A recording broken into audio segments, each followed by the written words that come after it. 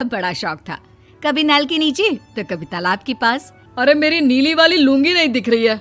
विभा की अम्मा, कहाँ रखी है लुंगी? अरे वो तो विभा ने परसों ही धोकर रखी थी आपकी अलमारी में, देखो वहीं होगी। वो ना मैंने आज धो दी, मुझे लगा कि गंदी हो गई होगी। अरे कैसे गंदी हो गई थी, उसे तो मैंने पहना भी नहीं। हे भगवान, इस लड़की के कपड़े धोने की आदत से परेशान हो गया हूँ मैं।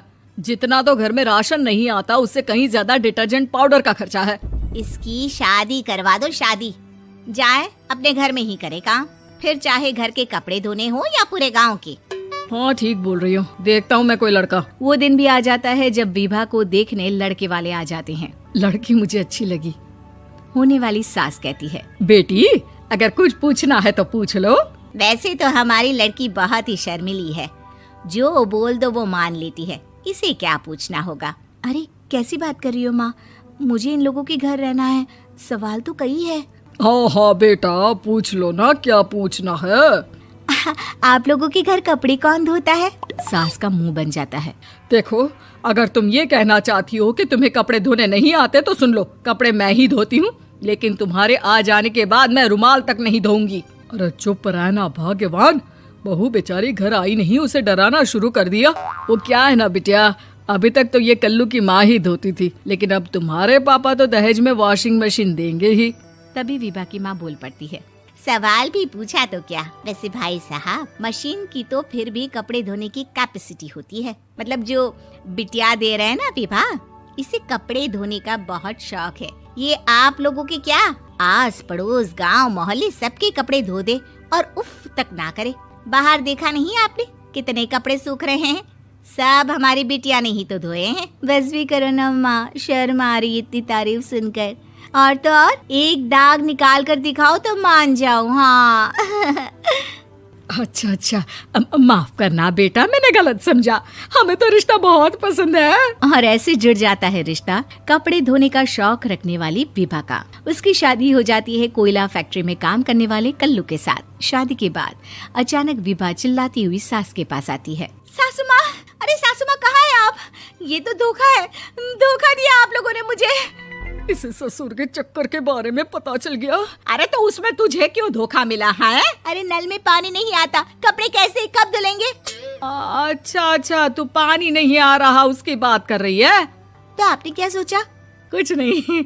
अच्छा हाँ, तेरी माँ ने कहा था कि कपड़े धोने का शौक है तुझे, याद आया मुझे।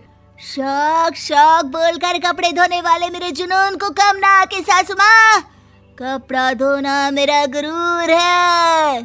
तभी पति भी वहाँ आ जाता है। अभी अभी मैंने इसे सनी देओल की फिल्म दिखाई है, उसी के डायलॉग मार रही है माँ। अच्छा सुन, साफ साफ बता रही हूँ, पानी सुबह 4 से 6 और शाम को 10 से 12 आता है, समझी? विभा टाइमिंग सुनकर हैरान हो जाती है। ये क्या भूतों का मोहल्ला है?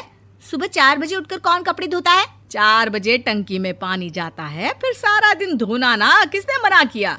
अरे कैसी बात कर रही हैं? 200 लीटर की टंकी में कितने कपड़े धो लूंगी मैं, सुबह ही उठ जाऊंगी मैं। अब क्या था, विभा सुबह 4 से लेकर रात के 12 बजे तक कपड़े ही धोती रहती। एक रोज सास पड़ोस से निकलकर कहीं जा रही होती है कि साथ वाली कहती है, हाँ कल्लू की माँ, जरा ये बताओ कि 2 साड़ी है, 2 ब्लाउज और एक पेटीकोट और एक नाड़े वाला लंबा कच्छा।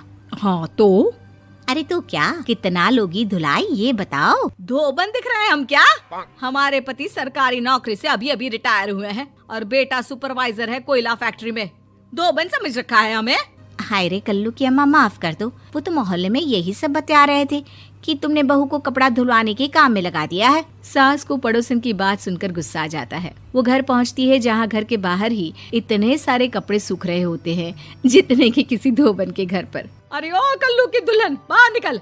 माँ जी यहीं आ जाओ, बाथरूम में चादर धो रहे हैं हम। अरे अभी हम धोते हैं, तुमको बाहर निकलो। ये आस पड़ोस वाले बोल रहे हैं कि हम बहू से कपड़े धुलवा धुलवा कर उसे कपड़ा धोने वाली बना दिए हैं। अरे छोड़ो ना माँ जी, किन लोगों की बातों में आती हो?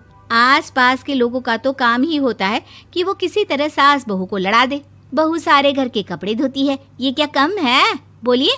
सास को भी लग जाता है कि वो बहू का ये सनकीपन नहीं छुड़वा सकती, इससे अच्छा है कि खुद ही चुप हो जाए।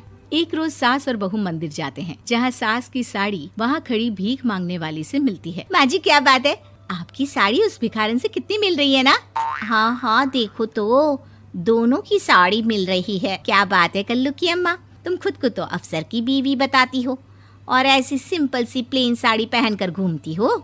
सिंपल और प्लेन नहीं है ये साड़ी। तो क्या सोने के धागे से फूल बने हैं? कुछ भी सासू माँ, कुछ भी। हाँ, बने थे इस साड़ी में सोने के धागे से फूल।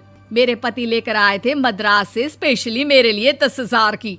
ताहे भाई साहब इस भिखारन के लिए भी सेम टू सेम साड़ी लेकर आए होंगे 10,000 की। सास उस वक्त तो कुछ नहीं कहती, लेकिन बहू के साथ घर आती है और अलमारी से एल्बम निकाल कर लाती है। ये साड़ी देख रही है, ये वही साड़ी है जिसे मैंने अभी पहना था। इस साड़ी में ये जो चमकदार फूल दिख रहे हैं ना, ये सोने के धागों से काढ़े गए हैं। लेकिन तू लोकल वॉशिंग मशीन ब्रश से घिस घिस कर सारे फूलों को निकाल कर साड़ी प्लेन कर दी। मुझे माफ कर दीजिए सासू माँ।